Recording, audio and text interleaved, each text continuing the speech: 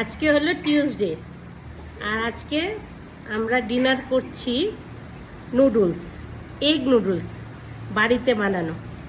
এত গরম পড়েছে সেই জন্য egg chicken noodles, sorry Arin আমাকে কারেকশন করে দিল।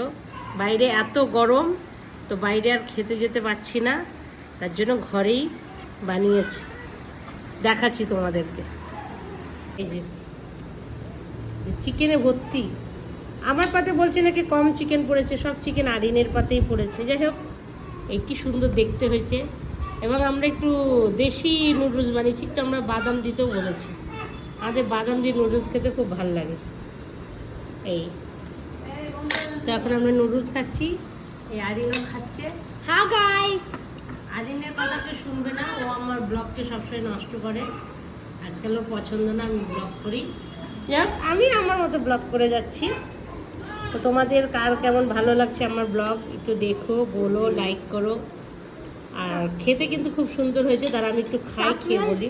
সাবস্ক্রাইব করে নিন, নিচে লিংক দিয়ে দিচ্ছি কি করে বানাতে হয়। বাহ, দারুণ হয়েছে খেতে।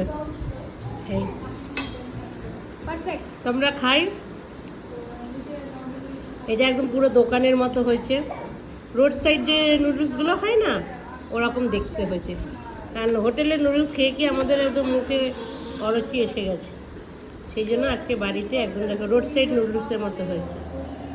ওকে, বাই বাই, গুড নাইট। এখন আমি খাই।